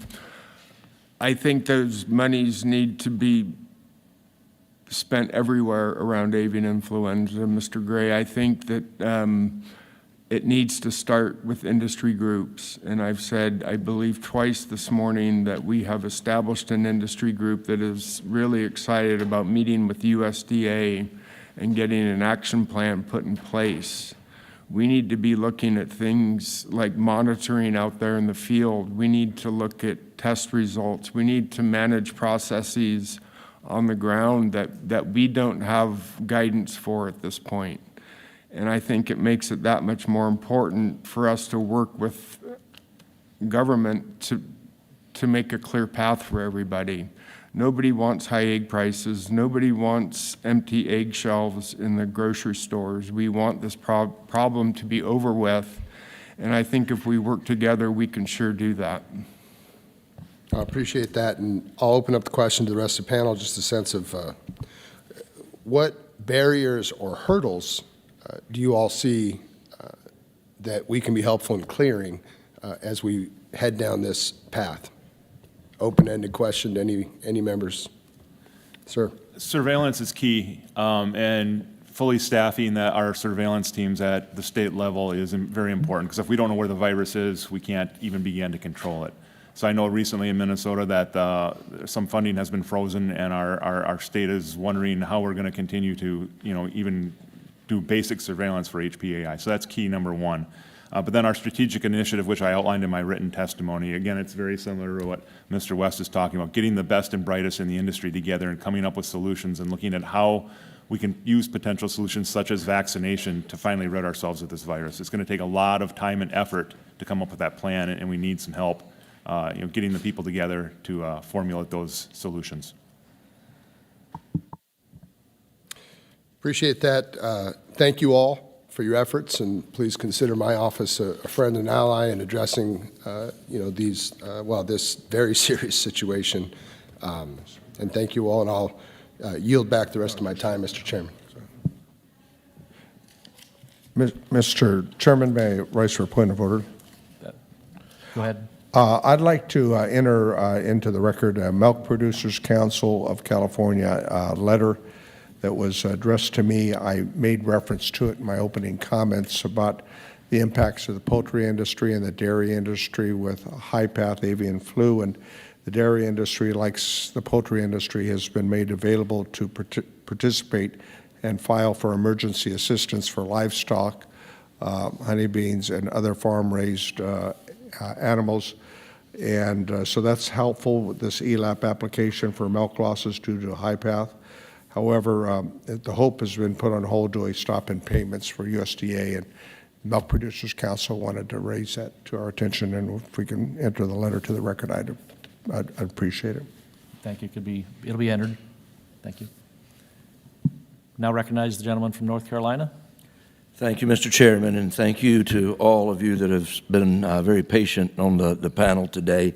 There have been a series of questions that have popped up again about California's Prop 12, and just for the record, we know California's Prop 12 requires pork producers to increase space for their sows if they want access to the California market. It effectively banned gestation crates, a common enclosure used by the industry to protect sows and piglets during pregnancy and after birth. The premise of this law implies that hog farmers don't want their animals to be healthy and safe. And I would just ask, Mrs. Stevermer, do you find that that's the case with the producers that you interact with? The producers I interact with work closely with their veterinarians and consultants to make the best choices for their farming operation based on their management style. And Prop 12 was not based on any scientific measures. It was a number pulled out of the hat. And once again, we producers in other states had no opportunity to provide feedback, and yet it affects us. So that's part of our concern, is that patchwork and that over-regulation on our industry. So California's law also seems to take an entirely different approach to animal safety than longstanding producer and veterinarian practices. And I wonder if you could confirm if there was any science really put in behind this decision. No science put behind it, just arbitrarily picked out a number of 24 square feet. Okay. Well, I understand Prop 12 went into effect just about a year ago, and I wonder if you could take a few moments to talk about the extremely difficult decisions that producers are facing on whether or not they comply with a forced mandate from California or try their best to find another market to sell into, both of which are extremely costly in the process. Can you talk a little more about that? Yeah, producers are, making business decisions whether they should incur costs to comply to Prop 12. And while there may be some premium involved with that, there's no guarantee that premium is going to last for a long period of time. Plus, there's no guarantee that there's not going to be another state's regulation come along with a different square footage that would affect their businesses. So irregardless of your small, large, medium, compliant, non-compliant, you're concerned about that patchwork of regulations. I would say that it's gone beyond the U.S. Our trading partners, Mexico and Canada, are concerned about Prop 12. It's disruptive. I mentioned earlier that we bring piglets down from Canada into the U.S. Minnesota and Iowa are a couple of states that give a lot of those piglets. Canadian producers are affected by Prop 12 then. And so, they're just struggling to see how that can affect them in that chaos. And I will state it again that within California, the USDA chief economist study showed that pork prices rose 20%. So it's affecting us as producers. Our costs are going up, but it's affecting consumers also. Thank you. And I think you make a great point about worrying that there's going to be continued fragmentation in state laws if Congress fails to act. And I think that's going to be critically important. I want to turn to Mr. Sander, if I may, for just a moment. I did note in your testimony that California's Proposition 12, which largely focused on the hog industry, is of huge concern to the National Cattlemen's Beef Association and its members. And I wonder if you take a moment just to explain why this is so worrisome to you and other livestock producers. Thank you for the question. It becomes concerning for us when a state that produces less than 1% of the domestic hog production in the U.S. starts dictating animal husbandry practices to the rest of the country.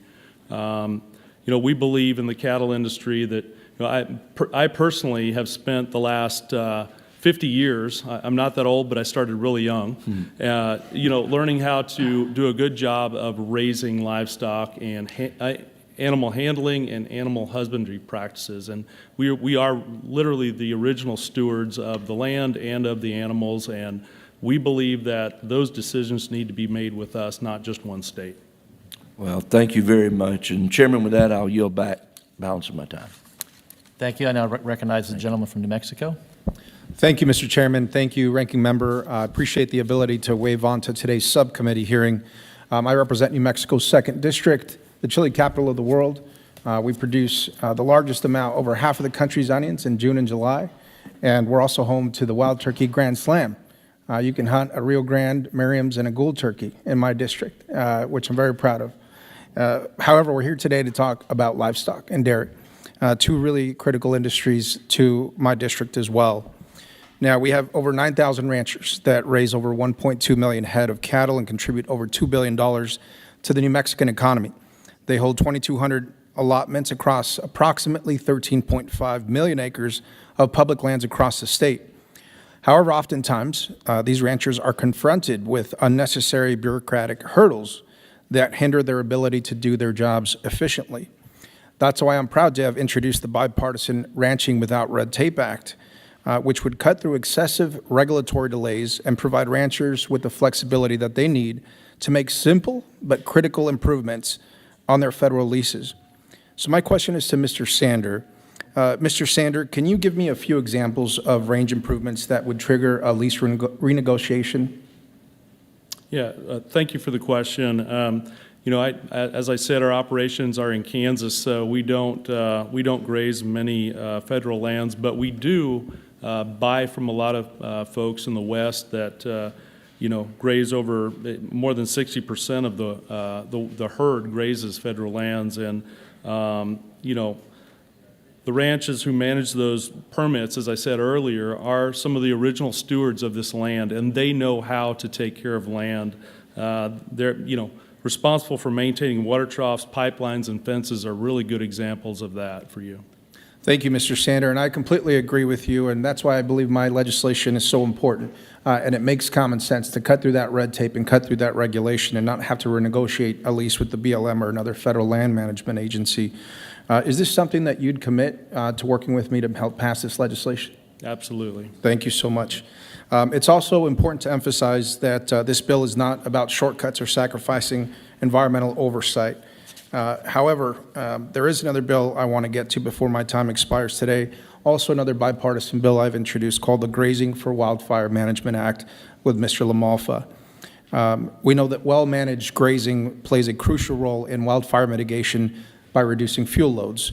The Grazing for Wildlife Management Act would make it easier for ranchers to access public lands to reduce some of those fuels and prevent catastrophic wildfires like those in New Mexico, two of the largest that we've seen in just the last year alone. Mr. Sander, from your perspective, how would targeted grazing in these areas of increased fuel loads both contribute to wildfire prevention, overall land health, and help ranchers? Yeah, again, we've learned a lot over the years, over many, many years, of how the symbiotic relationship between grazing cattle and the environment can work amazingly well at helping to not only reduce the undergrowth and the fuel that's there for fires, but also slow down the flames in the process if and when a fire does ignite. We are 100% supportive of this initiative as well. Thank you so much, Mr. Sander. And look, one of the things I appreciate about serving on this committee is that we get to work with our colleagues on common sense legislation that we hope eventually makes it into a viable farm bill as a vehicle to get this passed. And so I'm looking forward to working with my Republican colleagues on both of these initiatives, and certainly anticipate and look forward to the support from the livestock industry, cattle growers in my state who also support both of these pieces of legislation as well. And that supports livelihoods in rural communities. Now, I look forward to continuing this important work. Thank you all so much for being here today, and I look forward to having further discussions in full committee for both of these bills. Thank you, Mr. Chairman. I yield back. Thank you. I'll now recognize myself for 5 minutes. Thank you all for sharing your time and insight into this committee. Obviously, avian flu is top of mind for many members of the subcommittee here today. I'm encouraged by Secretary Rollins' timely response to the issue, and with Indiana being the 4th largest producer of turkeys in America, I'm hopeful the USDA avian flu response will expand to support our turkey farmers. Mr. Zimmerman, American farmers are the most efficient turkey producers in the world, but in your testimony you mentioned that pressures like animal disease are pushing them out of business. What policies can Congress consider to keep our turkey farmers on the map, and is the primacy of American turkey production at risk if Congress does not prioritize these issues. Thank you. Specifically concerning AMPV, including that in the livestock indemnity program would go a long way to adding certainty to our industry. One of the major concerns I hear from younger growers right now is they aren't able to get financing because their bankers don't know how they can survive with losing 30, 40, 50% of their flocks. So providing that certainty that there is a backstop to these losses would be a godsend to our industry. Outside of that, just certainty in our high-path avian and influenza response. As I mentioned, staffing to make sure that we are actively surveilling for this virus, and that I'm very thankful that USD now has a very concrete plan to move forward, and we do hope that turkey is also included in that plan. But just that provides a lot of hope to our growers that maybe there's some light at the end of this tunnel, because God knows we can't survive doing the same old thing we've been doing for the last 10 years. Thank you. Recently, egg prices have been all over the news. Egg prices are high and are an anomaly in Indiana. But at one state in particular that has grown used to high food prices. Since passing Prop 12, residents of California have been subject to historically high cost of protein, and now Californians are unable to cushion themselves from the impact of supply shortages. But this state initiative has trickle-down effects impacting farmers in my district 2,000 miles away. Mrs. Stevermer, if Congress fails to include a solution to Prop 12 in the upcoming Farm Bill, what implications will there be for our farmers and the purchasing power of consumers and the integrity of our food supply, especially under strains like animal disease? If we don't address Prop 12 and the patchwork of regulations is allowed to continue across the country. So one state puts in a regulation that's slightly different from the next one, and now all of a sudden we as an industry are trying to market our pigs and raise our pigs to a variety of regulations. It will be chaos. And as I mentioned before, the next generation looks at that and says, I don't want to be part of that. And so we will lose a generation of farmers. And consumers will have to pay more for their food prices. Okay. Thank you. As everyone is well aware, President Trump's tariff on Mexican and Canadian goods went into effect this morning. I know the potential of a trade war brings anxiety for producers in my district and across the nation, but I also know tariffs can be a way to make sure our trade partners hold up their end of the deal. Mr. Sander, where have our trade partners most abused our current trade agreements? A good example that comes to my mind is, we've allowed Australia to have access to our markets here in the U.S. for many years, and we have not been able to send even $1 of our product into their markets. And so I believe that's an example of a market export market that needs to be held accountable. Thank you. Mr. Zimmerman? I would reiterate, Australia and New Zealand have pummeled the sheep industry with lamb imports for decades. So when unfair trade practices like that are occurring, tariffs are definitely warranted. They have all kinds of advantages that we don't have in the United States, and it's important that we try to level the playing field. So I think in the face of such unfairness, we need tariffs. Thank you. Well, with that, I'll yield back the rest of my time. Today's hearing has been a perfect example of why the livestock sector. Oh, he showed up. Yes. Thank you, Mr. Chairman. I appreciate it, and thank you for allowing me to wave onto this. You are all here at a very timely juncture, as the chair has just noted, both in American history, but what it means to farmers across the country. As a guy from Iowa, sixth-generation family farm, these impacts are felt across not only my 87,000 family farms in Iowa, but across the country. We know that our farming communities are facing significant challenges, from rising input costs to the ongoing diseases like bird flu. I'd like to begin today by talking specifically, Mr. West, Mr. Zimmerman. You know farming isn't just a job. For many of us, it's a way of life. And diseases like bird flu and AMPV threaten our farmers' livelihood and the very future of their ability to farm. In the last year alone, Iowa's farmers have lost over 500,000 birds to AMPV alone, particularly in our turkeys. Mr. Zimmerman, I'd like to ask, is there a single USDA program that offers financial assistance to turkey producers impacted by APV? No. That's right. So I just want to repeat that again for all the folks who are watching at home and reporting on this from the ag side and are talking about the impact here. Not a single federal program currently exists to help our turkey producers recover from AMPV. And that's more than 1 million birds lost just in Iowa. Across the country, we are talking about true tragedy. And that's exactly why I'm proud to lead the Iowa delegation, and one that I think is important for the entire country here, that the USDA urged them to allow AMPV to qualify for the Livestock Indemnity Program, or LIP. And Mr. Chairman, I would ask that this letter be entered into the record. Agreed. Mr. Zimmerman, how would access to LIP program benefit producers in the coming months? It would provide a lifeline. As you said, when you lose 30 to 50% of your flock, that's a loss of 30 to 50% of your yearly income. I mean, think of that if you're a salaried individual. How would you survive losing that much? And then again, it will provide some certainty to our lenders that there is hope and that there can be some recovery from these losses. In addition to that, I would like to address that, there is a vaccine for AMPV. We are starting to see that now, but the process that it took over a year for us to get that approved needs to be reevaluated, because this isn't the only animal disease we're going to have in the future, and there's going to be vaccines that need to come into this country, and they need to become, need to be regulated and safe, but it should not take over a year for us to have access to the tools we need to protect our flocks. And I would agree with you on that. It's not even just a family losing half of their income. Imagine a family farm or a hometown community that sees half of its income wiped out.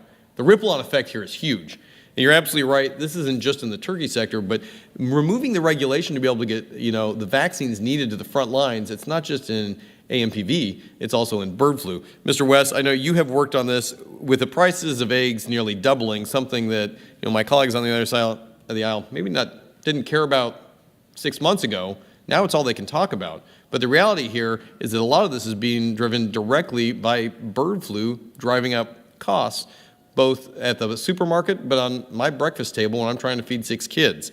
I want to check with you on this. How are farmers' access to critical vaccines prevented by the spread of bird flu, while at the same time, if we could get these flu out here, not only would we help keep more flocks, we'd help drive down costs for consumers?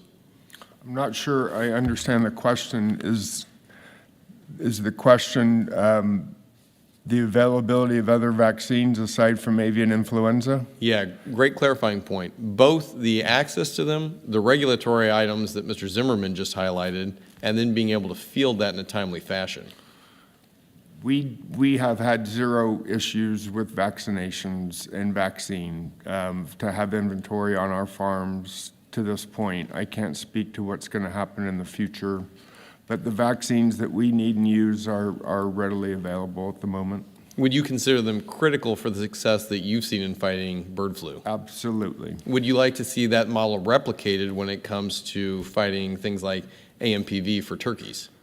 Yes. I would like to see avian influenza vaccine implemented and put into place and put into execution. I would agree with you, and I think that there's a good pathway that you've highlighted here. Thank you, Mr. Chair. With that, I think we can all see the importance of the government getting to work on this to help communities in need while this is ongoing. With that, I yield my time. Thank you. Today's hearing has been a perfect example of why the livestock sector is so important. As mentioned earlier, agriculture is incredibly interconnected. From the producer to the feedlot and from the harvest facility to the distributor, every role is important to delivering protein to the market and to our consumers. To our witnesses, thank you for being here today. We've heard you loud and clear, from supporting the three-legged stool to pushing back on unscientific salmonella framework to providing support to producers impacted by the avian flu and expanding our markets for American animal protein exports. We have our work cut out for us. I look forward to working with all of you in the livestock issues that are so important to America, and as we reauthorize one of the strongest farm bills yet. Under the rules of the committee's hearing, it will remain open for 10 calendar days to receive additional material and supplemental responses from the witnesses to any questions posted by a member. This hearing of the Subcommittee on Livestock, Dairy, and Poultry is now adjourned.